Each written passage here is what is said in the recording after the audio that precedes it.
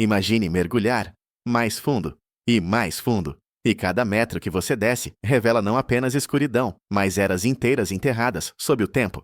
Mundos que pareceriam impossíveis até mesmo para os mares de hoje. Agora esqueça gigantes como tubarões brancos ou lulas colossais. Eles seriam meros peixinhos comparados às criaturas que governaram os oceanos pré-históricos. Hoje, a pergunta é simples. O que aconteceria se você mergulhasse, camada por camada, através dos antigos mares da Terra? Prepare-se, porque quanto mais fundo você for, mais assustadores se tornarão os oceanos pré-históricos. A primeira camada, o fundo dos mares atuais, que não é nada perto do passado. Você desce até onde a luz some. O frio chega, a pressão esmaga. Mas, por incrível que pareça, ainda estamos na parte amigável da história. Aqui, na escuridão moderna, vivem criaturas que parecem alienígenas. O peixe-ogro, o peixe-diabo, o tubarão-duende. Mas imagine voltar 100 milhões de anos. O que encontramos nesse mesmo nível? Um predador silencioso, de 2 metros, olhos grandes, corpo longo e fino. O Enxodos, conhecido como o peixe de presas. Seus dentes pareciam adagas, projetadas para perfurar até mesmo corpos blindados. Era o tipo de animal que, mesmo após morrer, ainda assustaria só de olhar para os ossos. Mas isso é só o aquecimento. A segunda camada, o mundo dos marezinhos rasos do período Jurássico. Você continua descendo através do tempo, e agora está no Jurássico, quando a Terra era um caldeirão quente e os mares eram berçários de predadores oportunistas. Aqui, a única regra é simples. Se algo se mexe, algo maior tenta comer. É nesse cenário que aparece o Ríbodos, um tubarão primitivo com 2 fileiras de dentes diferentes, uns para cortar, outros para esmagar, predador completo. Mas até ele era apenas coadjuvante. O verdadeiro problema estava logo abaixo.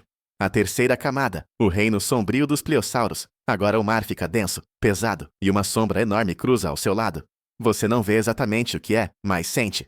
O deslocamento de água parece um caminhão passando por você. E então surge ele. Liopleurodon, talvez o maior predador marinho que já existiu. Estimado entre 12 a 20 metros, com mandíbulas capazes de esmagar ossos como gravetos. Se o oceano fosse um planeta, ele seria o ápice da cadeia alimentar. Imagine mergulhar nesse mundo, sabendo que existe um tubarão branco multiplicado por 5, patrulhando as águas como um tirano silencioso. Mas abaixo dele, existe algo ainda mais perturbador. A quarta camada, o abismo do Devoniano, a era dos peixes. Aqui, a descida muda de tom. A água fica turva, pesada, quase ancestral. É como se você estivesse entrando não apenas em maior profundidade, mas em uma época onde a própria lógica da vida marinha ainda estava sendo escrita. Bem-vindo à época do Dunkleosteus. Imagine um tanque de guerra com nadadeiras. O Dunkleosteus não tinha dentes, tinha lâminas ósseas que se fechavam com uma força capaz de partir tubarões ao meio. E ele fazia isso sem hesitar. Esse monstro de armadura podia devorar praticamente qualquer coisa, inclusive outros Dunkleosteus. Mas mesmo ele não reina sozinho neste abismo de eras remotas. A quinta camada, as profundezas silenciosas do período cambriano. Agora você entra em um mundo tão antigo que parece pertencer a outro planeta. Não existe peixe, não existe predador como entendemos hoje. Tudo aqui é estranho, experimental, bizarro e ainda assim profundamente assustador. À sua volta, nadam criaturas que lembram máquinas biológicas. Anomalocaris, o primeiro superpredador do planeta, com olhos compostos capazes de ver 16 mil pixels de realidade. Opabinia, com 5 olhos e um apêndice frontal que parece uma pinça alienígena. Trilobitas, que se movem em legiões como exércitos silenciosos. Neste ponto, a escuridão já não é apenas ausência de luz, é ausência de tudo que reconhecemos. É um mundo tão antigo que até o medo que você sente parece novo. Mas ainda não chegamos ao fundo. A camada final. A noite absoluta onde a vida começou. Você continua descendo.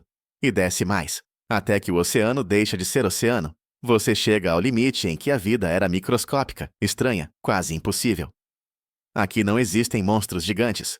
Mas há algo ainda mais perturbador. O momento em que a vida começou a se arriscar na escuridão. Micro-organismos que sobreviveram a um planeta hostil. Tempestades de asteroides, erupções globais e mares ferventes. Aqui, no ponto mais profundo do passado, você percebe a verdade. Os oceanos pré-históricos eram assustadores não apenas pelos monstros gigantes, mas porque representavam a própria batalha da vida para existir. E tudo o que veio depois, desde tubarões gigantes até lagartos marinhos colossais, nasceu dessa escuridão primordial. Quanto mais fundo, mais assustador. Quando olhamos os mares de hoje, achamos que já vimos de tudo, mas basta mergulhar um pouco no tempo para entender.